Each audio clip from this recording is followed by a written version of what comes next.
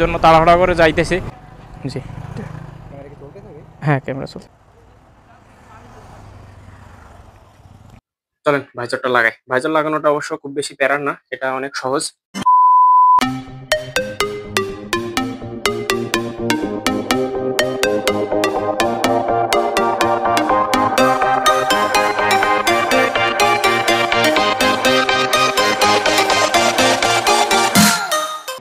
হে everyone, আসসালামু আলাইকুম, welcome back to my YouTube channel R S Sovan.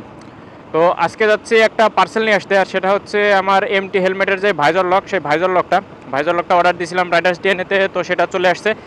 আর পাঠাওয়ার যে ডেলিভারি ম্যান নিয়েও পৌঁছে গেছে, আমার একটু লেট হয়ে গেছে আর কি, এখন এই জন্য তাড়াহুড়া করে যাইতেছি।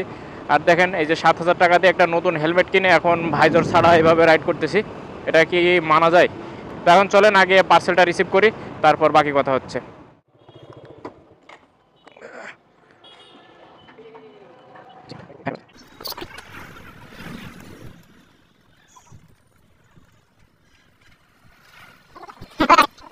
তো ডেলিভারিটা নেওয়া হয়ে গেছে।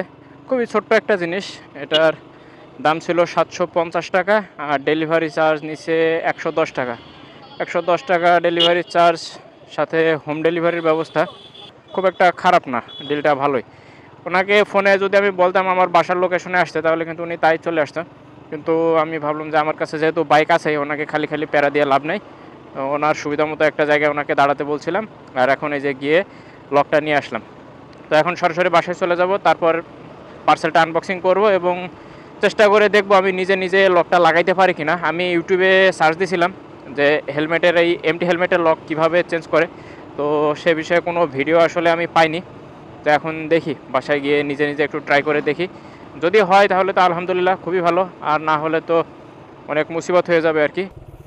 তো বাসায় চলে আসছি।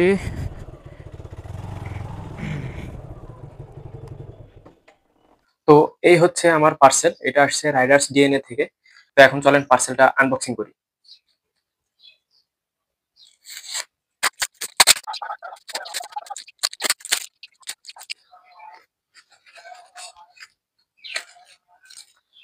তো এই হচ্ছে সেই হেলমেটের ভাইজার লক। ছোট্ট এইটুকু একটা জিনিস, দাম 750 টাকা।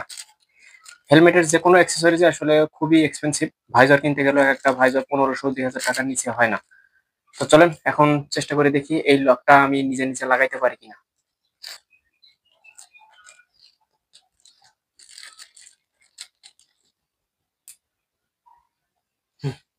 একটা পার্টস খোলা ছিল, ভাবছিলাম এটা হয়তো ভাঙা আসছে, তো না, ভাঙা না, এটা আসলে সেট করে নিলে হয়ে গেল। আমি এখানে এটা লাগিয়ে নিয়েছি। আর এর পিছনে আর এবং এল লেখা আছে, এটাতে লেখা